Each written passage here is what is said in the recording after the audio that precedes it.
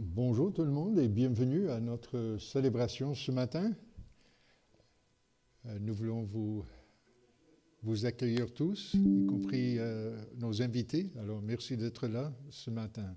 Comme vous voyez, nous sommes plutôt en famille ce matin. Nous sommes à la période des vacances et il y en a beaucoup qui sont ailleurs. Certains qui sont, hélas, malades. Mais n'empêche que nous sommes là pour célébrer, pour louer, pour remercier notre Seigneur.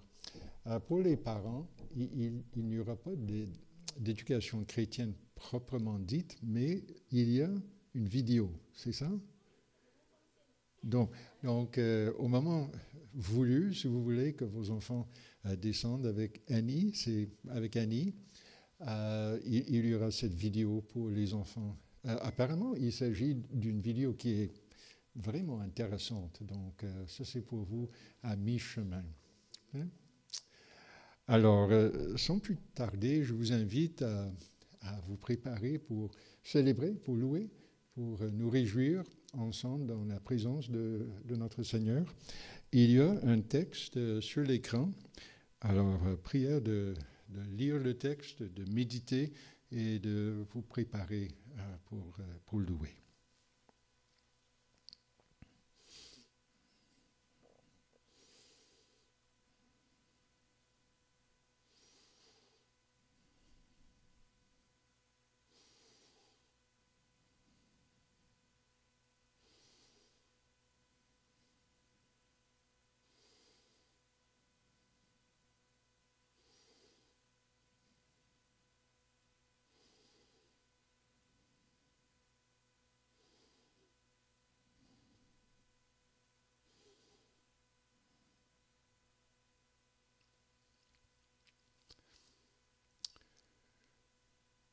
Alors, notre Dieu, qui est trinitaire, Père, Seigneur Jésus, Esprit Saint, il nous appelle, il nous accueille, il nous invite à le louer ensemble. Alors, je vous invite à bien vouloir vous lever pour cet appel ensemble à l'adoration. C'est seulement près de Dieu que je peux être tranquille. C'est de lui que me vienne le salut.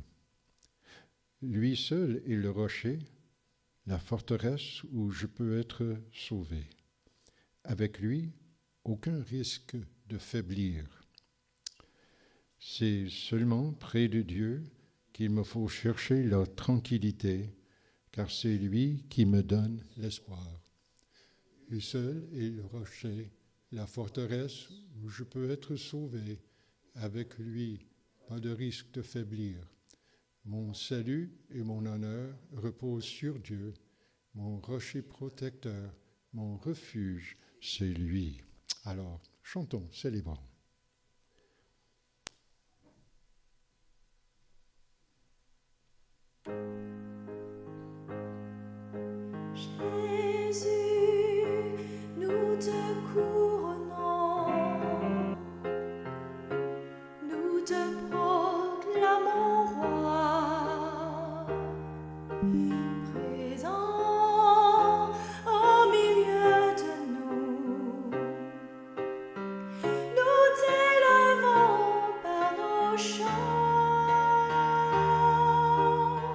Nous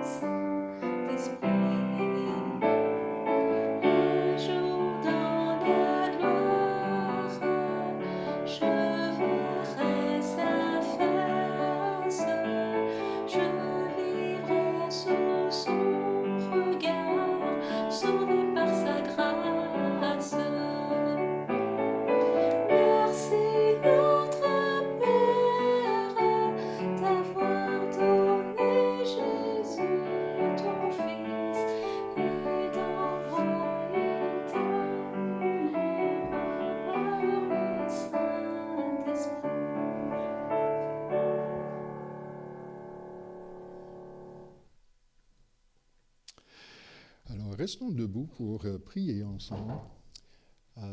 Surtout dans le Nouveau Testament, lorsqu'on parle de se réjouir, on parle souvent de célébrer la grâce. Enfin, la grâce et la joie ont à peu près la même racine.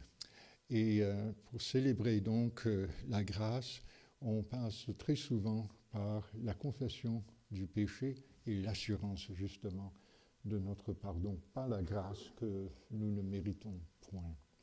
Alors allons dans la prière pour ce moment de confession et d'assurance justement que Jésus, dans toute son obéissance, dans toute sa gloire et dans toute sa grâce, est plus que suffisant pour nous pardonner à tout jamais. Seigneur Dieu, notre Père éternel, nous reconnaissons et nous confessons devant ta sainte majesté que nous sommes de faibles pécheurs, enclins au mal et incapables par nous-mêmes de faire le bien qui honore ta gloire. Nous voulons donc t'exprimer notre vive douleur de t'avoir blessé, d'avoir maltraité notre prochain, d'avoir carrément oublié qui tu es et ce qui est ta volonté. Nous voulons te confesser nos péchés, à la fois comme individus et comme Église. Seigneur Jésus, nous réclamons à notre place ta perfection, ton sacrifice et ta résurrection, tous les jours et à tout jamais. Par ton amour et ta grâce, ô Père, nous te prions de nous pardonner tous nos péchés.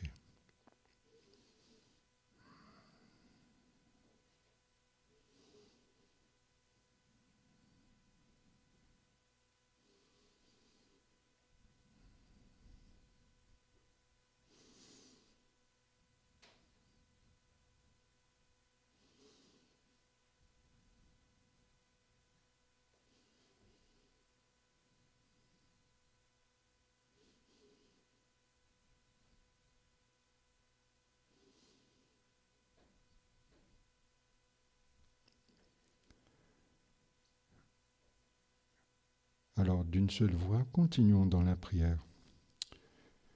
En effaçant toute culpabilité et en nous libérant de tout esclavage au mal, accorde-nous aussi et nous offrons continuellement les grâces de ton Saint-Esprit.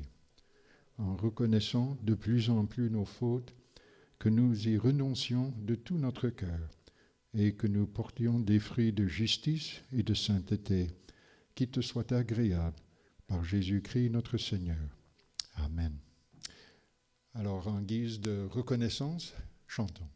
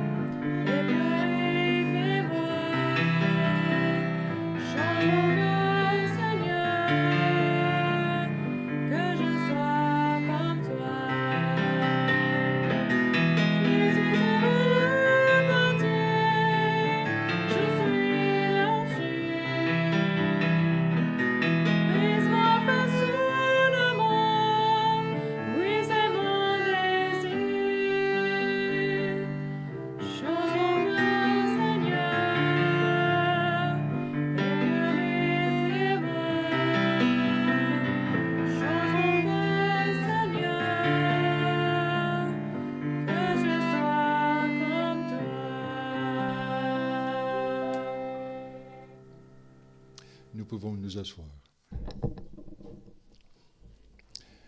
Alors, tous les dimanches, en ce moment de remerciement, nous avons aussi un moment pour exprimer de manière tangible notre amour et notre reconnaissance envers notre Seigneur. Alors, Pierre va venir diriger tout ce moment.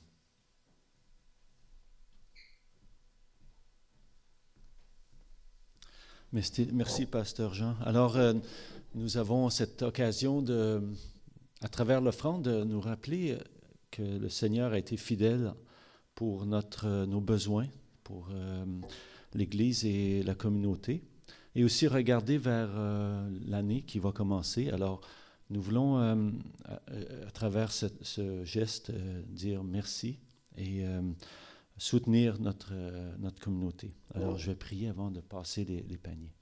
Seigneur, quelle belle occasion de nous rappeler de ta bonté, de ta fidélité à travers les personnes, les frères et sœurs que tu nous donnes dans ton corps, et afin que nous puissions ainsi, par ta grâce, soutenir cette communauté pour son fonctionnement, mais aussi pour les besoins entre nous. Merci Seigneur, parce que tu es fidèle. Nous voulons te remettre cette offrande et nous rappeler comment nous dépendons de ta grâce qui est renouvelée à chaque jour.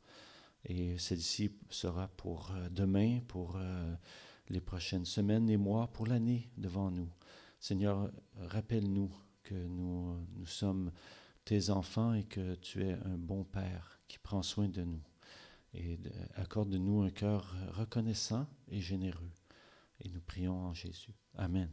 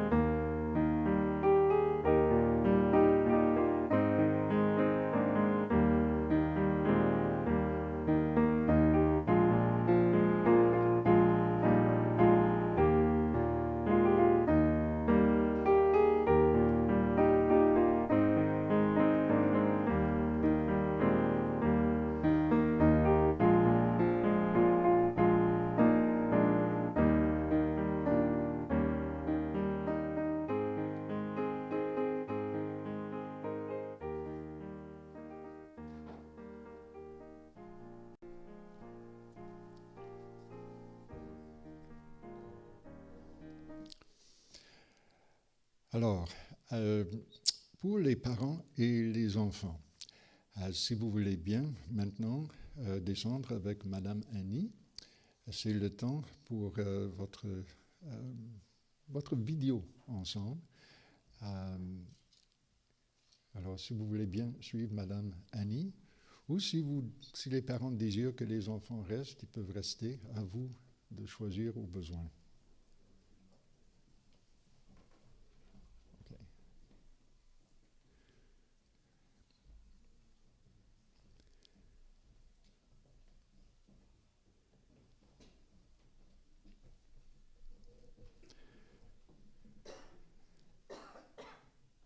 Alors, nous allons maintenant dans la prière ensemble. Comme vous savez, à travers la période de Noël, il y a eu beaucoup de choses qui sont arrivées dans nos propres vies, dans nos familles, dans notre ville et bien sûr à travers le monde. Et il est toujours notre joie, la joie que notre Seigneur nous donne de pouvoir venir dans la prière. L'apôtre Paul dit « Réjouissez-vous toujours dans le Seigneur ». Et ensuite, il dit « Je le répète ». Donc, ça doit être quelque chose d'important. Réjouissez-vous. Et ensuite, il dit « Que votre douceur soit connue à tous les êtres, à tous les hommes et à toutes les femmes. » Et ensuite, il dit quelque chose comme « Ne vous inquiétez de rien, mais en toutes circonstances, présentez à Dieu vos prières. » Et il promet de nous répondre selon sa volonté. Et ça, c'est un grand encouragement, et c'est ce que nous allons faire maintenant. Donc, je vais inviter Pierre à venir, ça va, pour diriger ce temps de prière. Et si vous avez des prières à présenter à Pierre, il sera ici pour les noter et ensuite nous diriger devant notre Seigneur. Merci Pierre.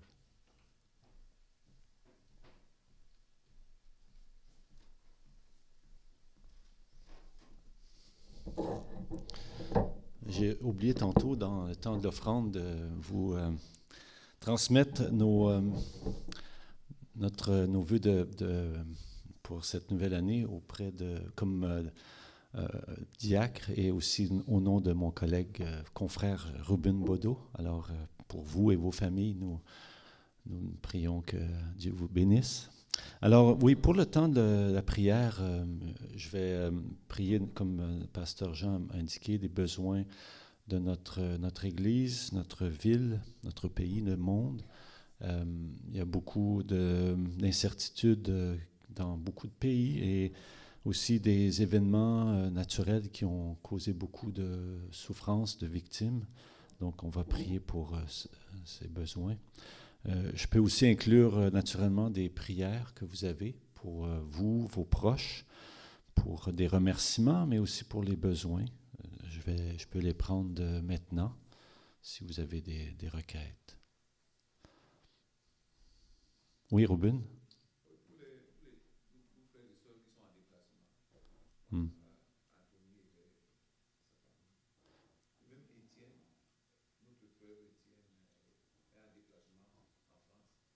OK. Mm-hmm. D'accord. Pour les gens qui sont en voyage, les Hatcheri et aussi Étienne Akou qui est en France, on va prier pour eux. Oui. Est-ce qu'il y a d'autres? Oui, Leif? Hmm.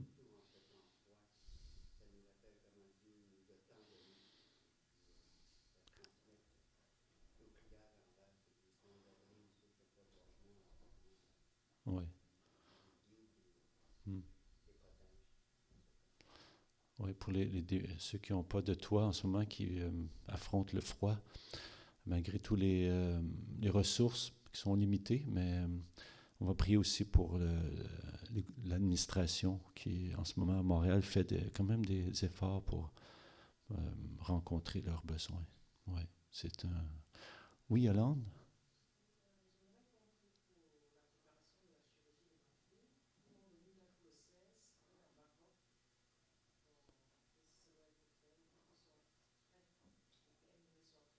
Oui. Hmm. C'est pour une chirurgie pour votre fille. Le 16 janvier, donc ça approche rapidement. OK. Mais c'est toujours conditionnel à les conditions disons, idéales pour du côté médical et pour... OK. OK. C'est une chirurgie pour les yeux, n'est-ce pas? Ah, pour les pieds. OK. D'accord. OK. Merci, Yolande. On va prier pour cette chirurgie. Est-ce qu'il y a d'autres requêtes? Alors, prions. Notre Père, nous te remercions d'être celui qui a initié tout ce plan de la venue pour notre salut dans la personne de ton Fils, que nous avons souligné à Noël et que nous pouvons souligner à tous les jours parce que nous avons besoin de ta grâce, que tu nous le rappelles, parce que tout nous vient de toi, Seigneur. Tu es venu lorsque nous étions loin de toi et nous prions que tu puisses aussi attirer à toi tous ceux qui ne te connaissent pas ou qui n'ont pas encore cette conscience que tu es le seul et unique solution pour notre vie ici, mais surtout pour l'éternité, afin de vivre en ta présence, Seigneur.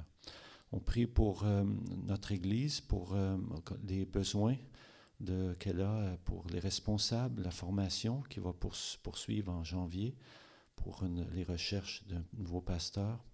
Seigneur, bénis et soutiens ton corps, Seigneur, qui est cette Église, Nous prions pour que tu soutiennes aussi notre conseil avec sagesse, dans ses décisions. Nous prions aussi pour notre ville où il y a beaucoup de besoins, surtout pendant cette période froide. Ça permet, Seigneur, que ceux qui sont dans la rue ne soient pas trop, ne souffrent pas trop de ce froid et qu'il y ait des ressources. Et donne-nous aussi un cœur à la fois humble et reconnaissant pour ce que tu nous donnes et comment nous pouvons le partager. Par un simple geste, une parole et un conseil ou un café. Seigneur, donne-nous ce cœur généreux envers eux.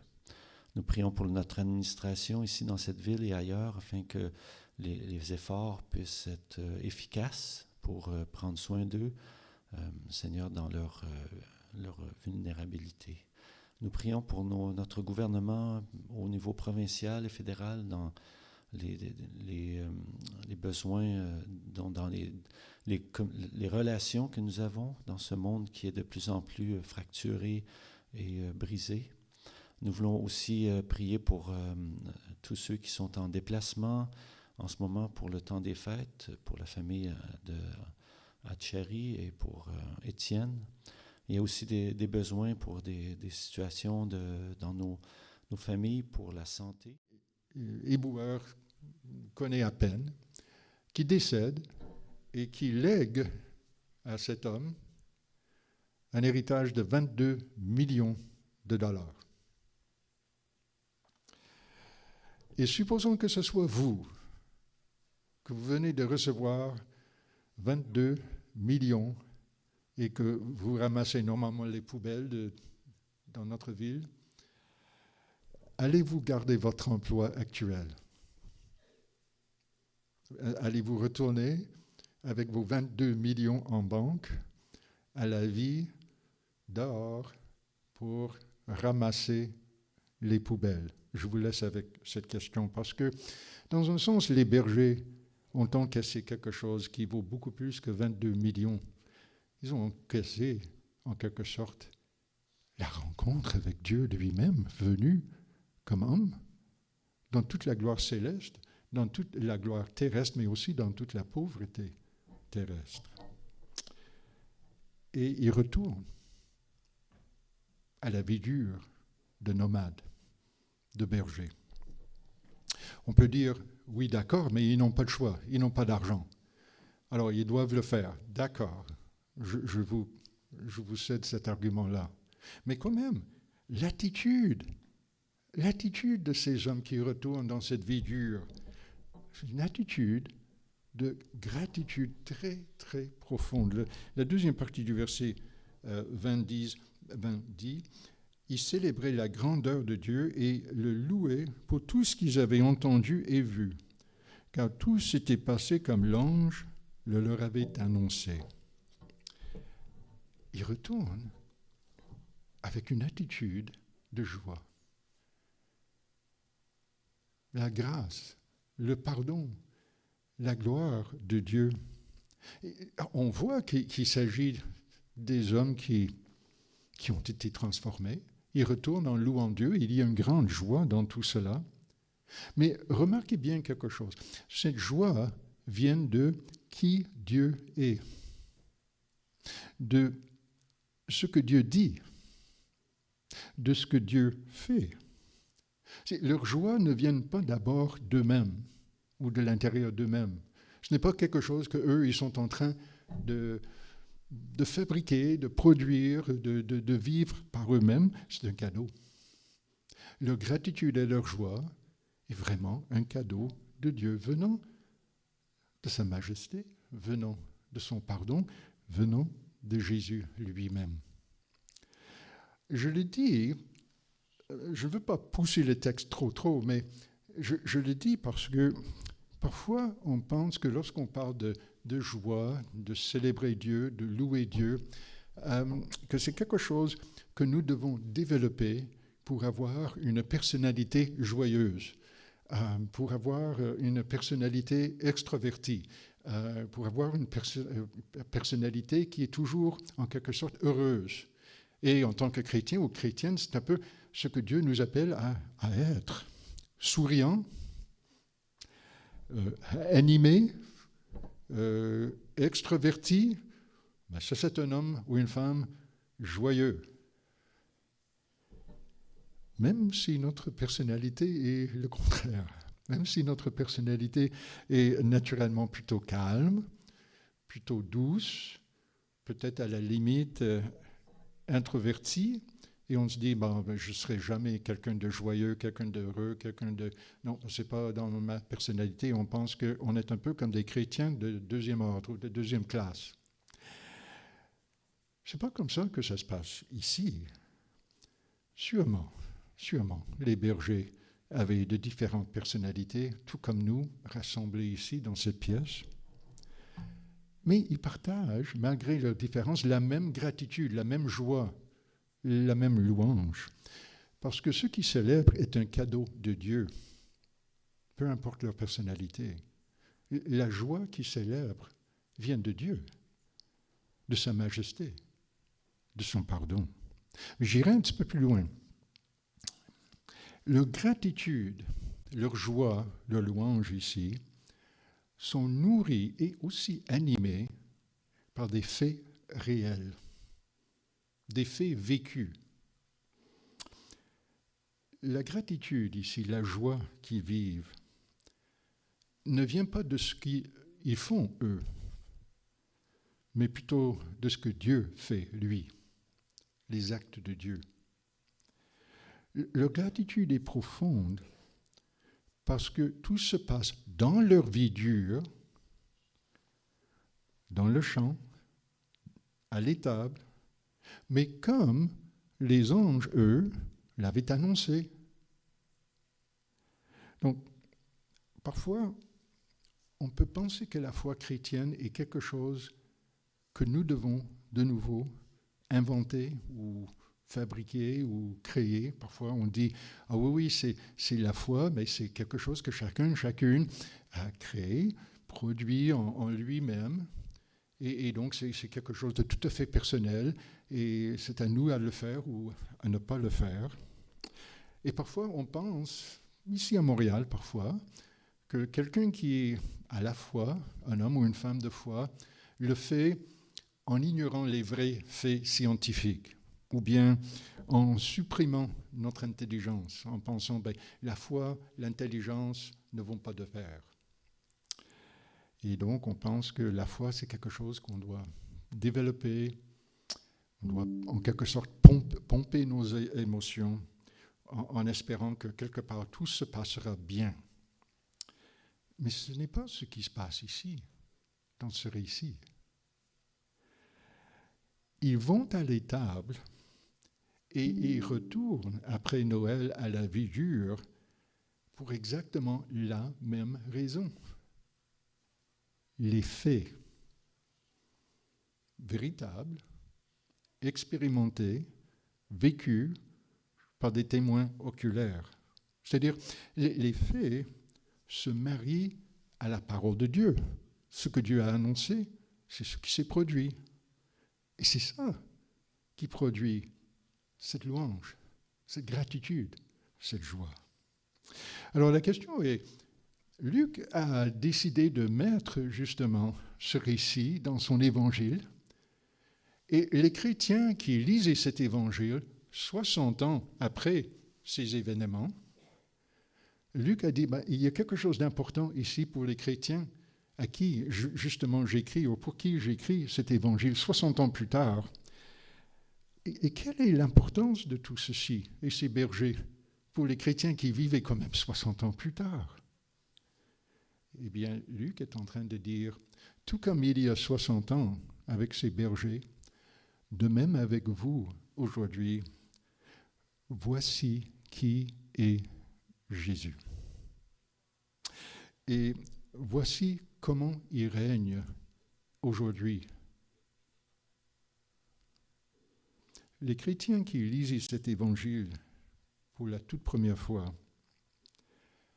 savent que Jésus est venu et il continue justement à animer la vie dure. Parce que eux, à bien des égards, ils vivent une vie dure en tant que disciples de Jésus. Mais ils savent aussi que tout comme ces bergers qui retournaient à la vie dure, que eux, ils vivent dans la certitude que la mort et la résurrection de Jésus ont triomphé. Autrement dit, le ciel, en quelque sorte, a triomphé sur la mort et le péché sur terre. Et la plus grande joie de Dieu se trouve dans le chant. La plus grande joie de Dieu se trouve à l'étable. La plus grande gloire de Dieu se manifeste à la croix. Et la victoire de Dieu a été conclue par la résurrection. Jésus est venu au berger pour réconcilier Dieu avec nous qui sommes loin de lui. Et les premiers chrétiens qui lisaient cet évangile 60 ans plus tard avaient besoin de cette assurance et ils le reçoivent ici en lisant justement cette histoire, ce récit. Autrement dit, toute la gratitude des bergers, tout comme toute notre gratitude aujourd'hui, vient de Jésus, vient de Dieu. C'est un cadeau de sa grâce. Autrement dit, Jésus, au fond, est tout ce dont vous avez besoin. Vous n'avez pas besoin de plus que lui. Si vous avez Jésus, vous avez la gloire céleste. Ça, c'est un peu contre-intuitif. Peut-être pour vous, pour moi. Parce que ce qui est proclamé, enseigné, encouragé un peu dans notre culture ambiante, c'est un peu le contraire. C'est un peu le récit qui dit « Nous devons travailler fort pour trouver le bonheur. Nous avons besoin de réussir dans notre vie. Nous avons besoin vraiment de s'occuper de nos finances, d'avoir quand même assez d'argent dans la banque parce qu'on veut élever notre famille, on veut faire toutes sortes de choses avec notre vie et nous voulons poursuivre aussi un métier ou une carrière qui est vraiment prometteur et qui va nous apporter beaucoup de joie et de bien-être. Et tout à coup, la vie dure nous frappe. Peut-être un divorce, peut-être une maladie sérieuse, une surprise, peut-être une carrière qui est supprimée. Et on se pose la question, il n'y a rien de certain dans cette vie, il n'y a rien de durable. Est-ce que même la joie est-elle possible? Et donc ce récit nous pose une question, vous pose une question. Quelle est votre plus grande joie en ce moment?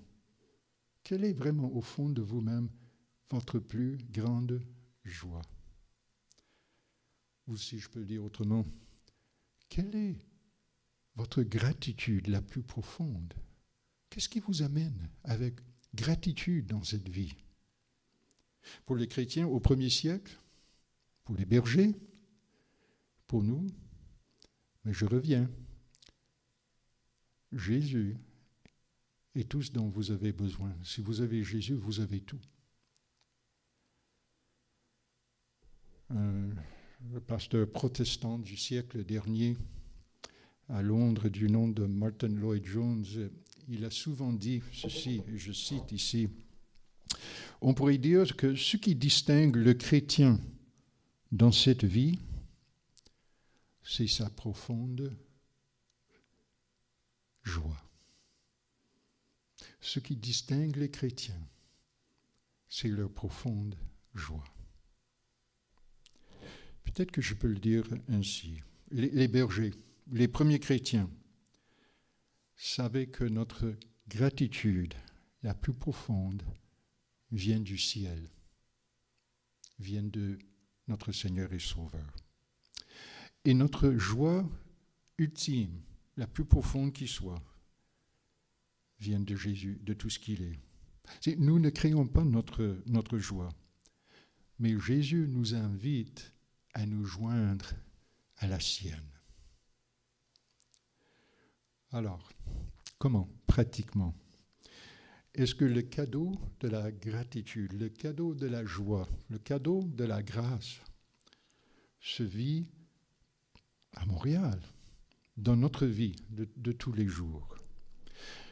Je le dis comme cela parce qu'un récit comme celui-ci, ce n'est pas toujours possible de le revivre. Nous ne pouvons pas simplement dire « imitez les bergers ».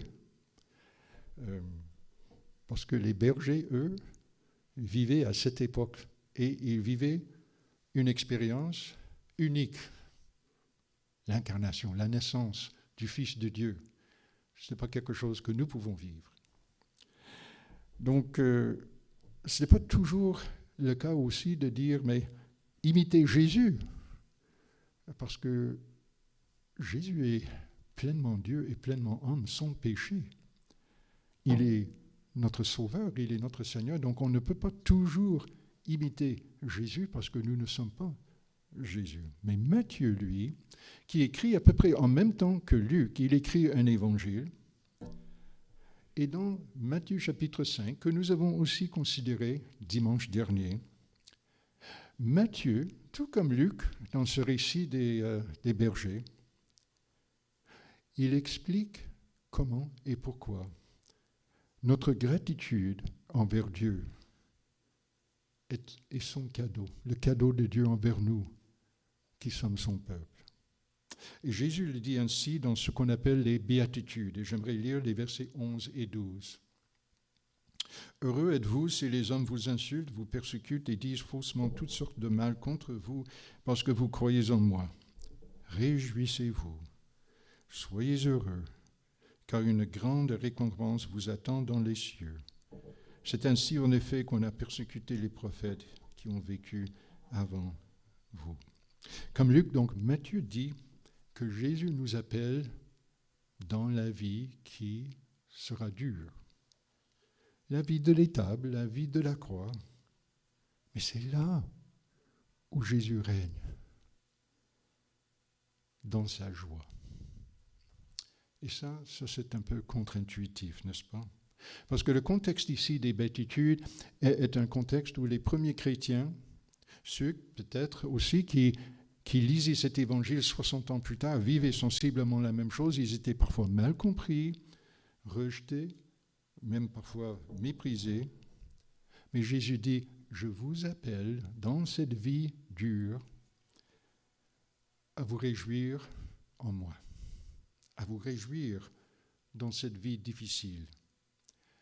C'est-à-dire à vous réjouir de la grâce tellement plus importante que toutes nos réussites, que tous nos titres, que toutes nos récompenses, ou même nos échecs et nos pertes.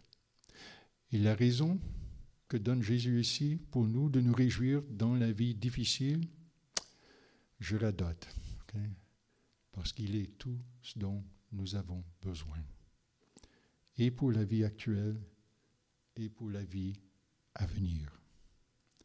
Jésus nous dit, réjouissez-vous même lorsque la vie est difficile.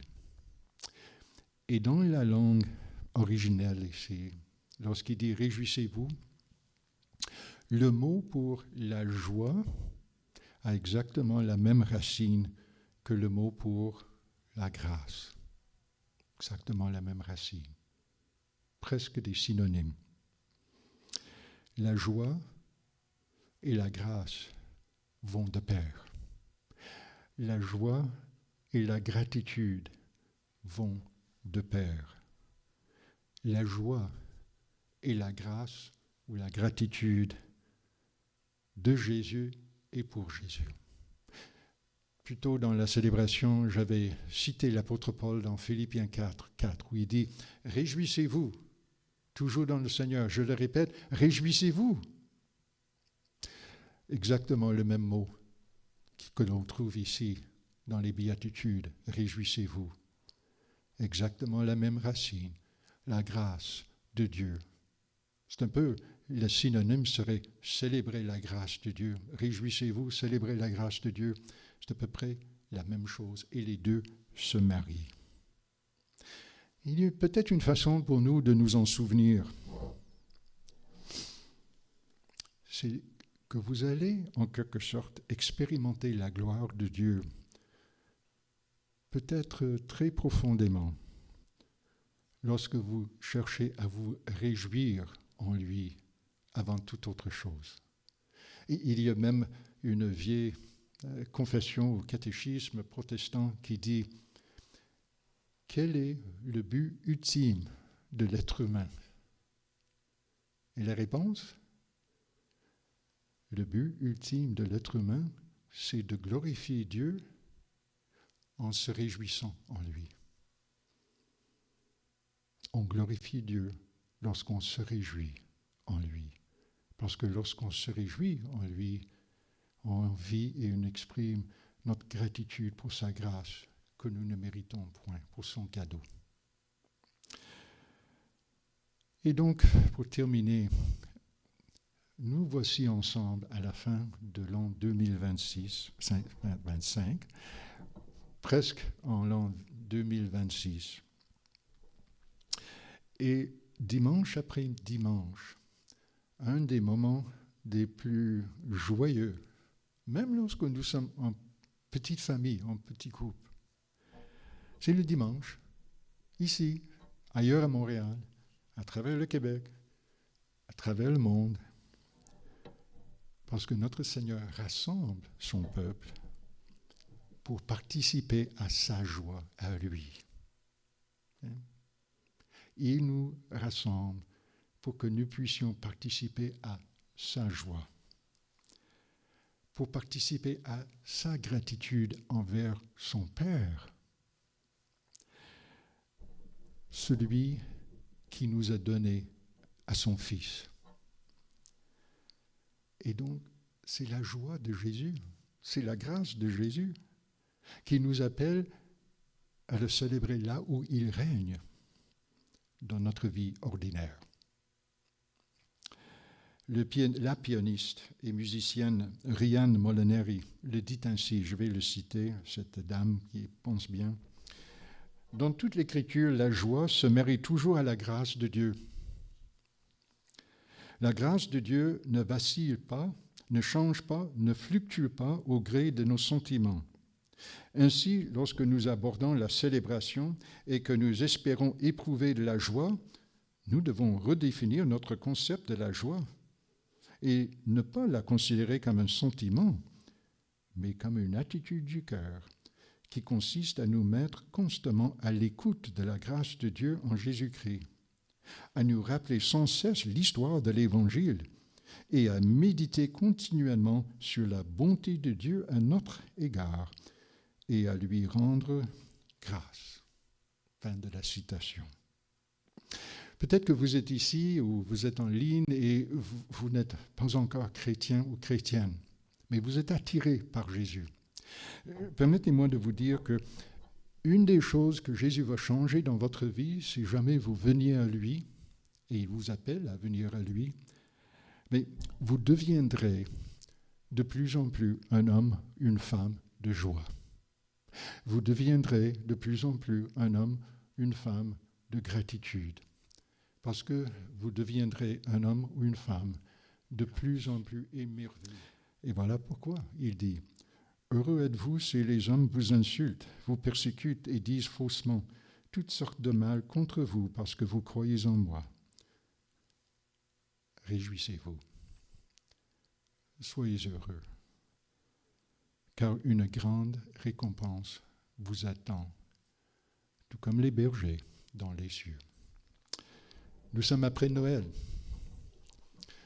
Une vie qui sera parfois dure, mais une vie où Jésus règne et il nous invite à participer à sa joie, la joie la plus profonde qui soit. Prions.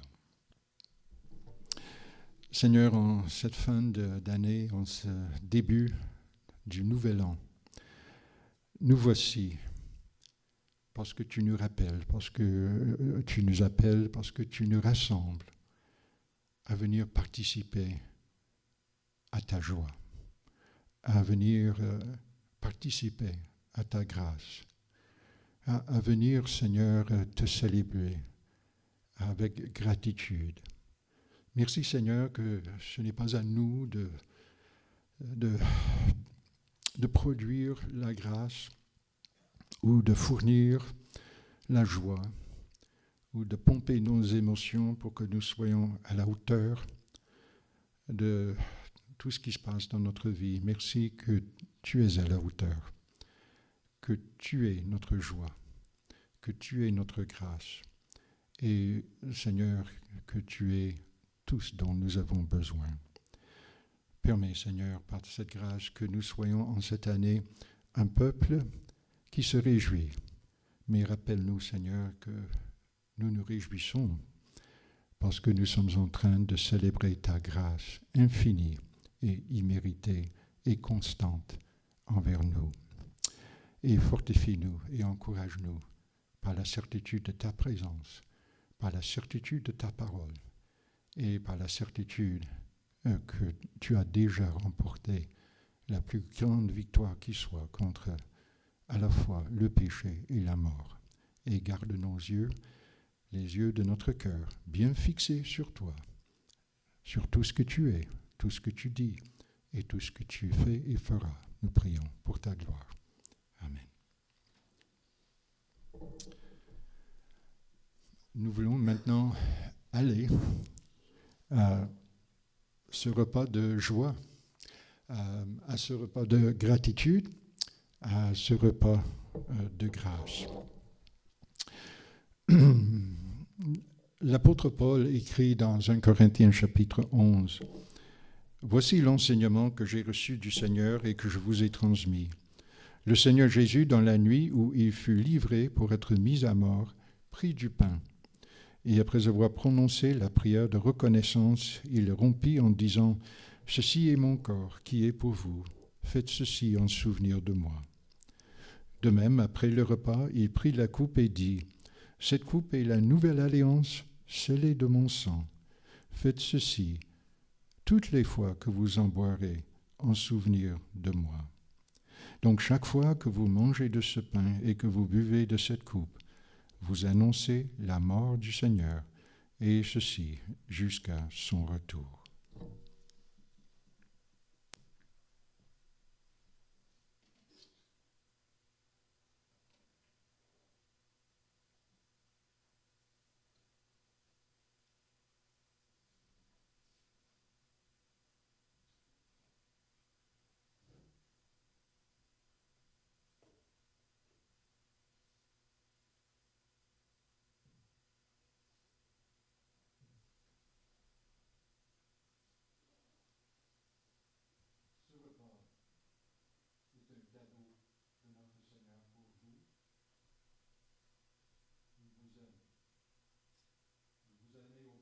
D'aller sur la croix pour vous. Il vous aime au point d'être ressuscité pour vous. Il vous aime avec le Père au point de vous envoyer l'Esprit Saint. Et il vous aime tant qu'il veut communier avec vous régulièrement, ensemble, parce qu'il vous invite à participer à sa joie, à son pardon, à sa grâce, à sa gratitude, pour que vous puissiez vous réjouir en lui et vous réjouir les uns avec les autres et d'être des hommes et des femmes qui vivent sa joie et son pardon auprès de notre vie, de notre société. Si vous êtes ici comme invité, nous sommes très heureux de votre présence et vous êtes chaleureusement invités à participer. Nous voulons simplement vous demander de vous poser 3 questions. Numéro 1, avez-vous mis votre confiance en Jésus-Christ comme Seigneur et Sauveur? Deuxièmement, êtes-vous baptisé au nom du Père, du Fils et du Saint-Esprit, soit comme enfant, soit comme adulte? Et finalement, est-ce que vous prenez ce sacrement régulièrement dans l'assemblée ou la paroisse, où vous êtes engagé comme son disciple? Et si la réponse est oui à ces trois questions, venez, ce repas est chaleureusement offert pour vous.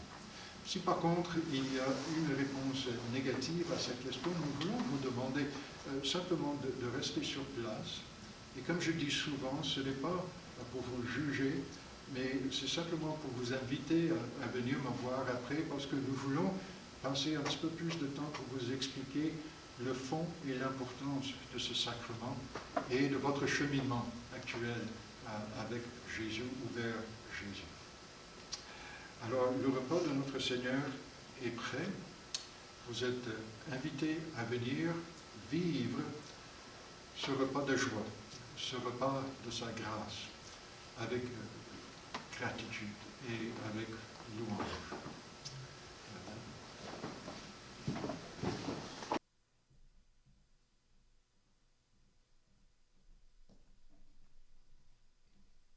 Donc, dans la nuit, notre Seigneur a été livré.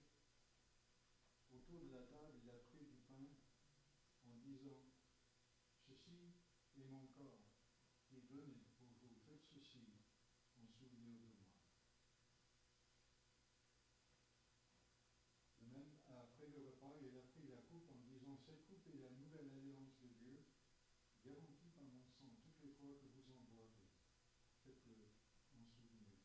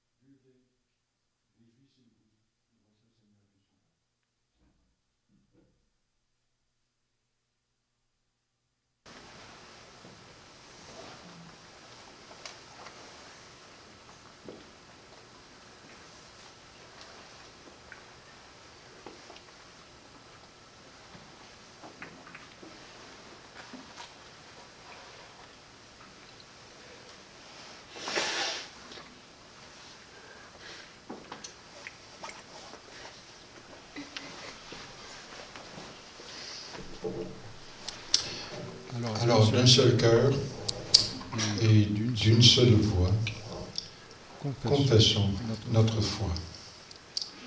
Je crois en Dieu, le Père Tout-Puissant, Créateur du ciel et de la terre. Je crois en Jésus-Christ, son Fils unique, notre Seigneur, qui a été conçu du Saint-Esprit et qui est né de la Vierge Marie. Il a souffert sous Ponce Pilate. Il a été crucifié, il est mort, il a été enseveli, il est resté mort. Le troisième jour, il est ressuscité des morts, il est monté aux cieux, est assis à la droite de Dieu, le Père Tout-Puissant, d'où il viendra juger les vivants et les morts. Je crois en l'Esprit Saint, à la Sainte Église universelle, à la communion des saints, à la rémission des péchés, à la résurrection de la chair, à la vie éternelle. Amen. Alors chantons, célébrons.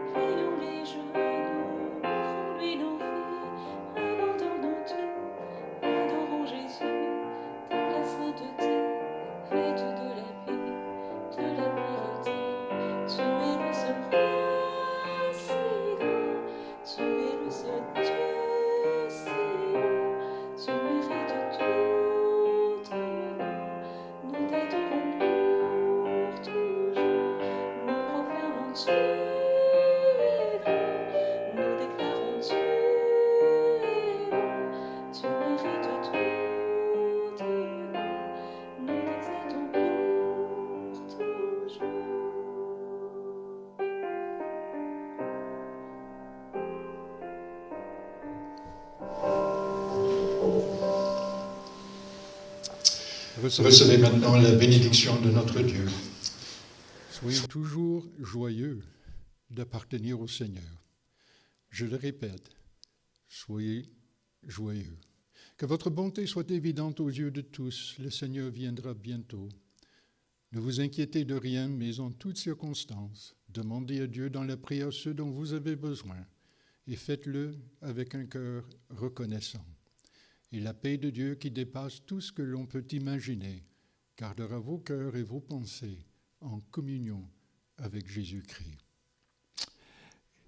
Et notre dernier chant, un chant de joie, de célébration.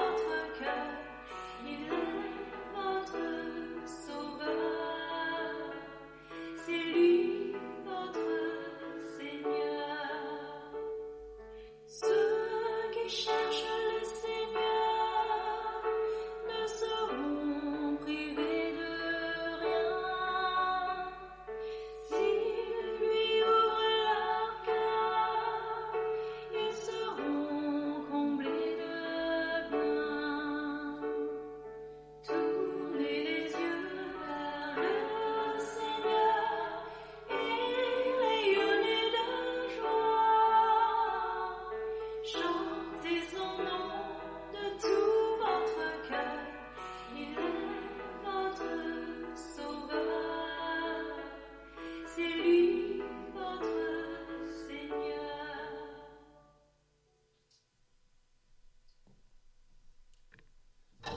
Eh bien, c'est ainsi que prend fin notre célébration. Merci de votre présence.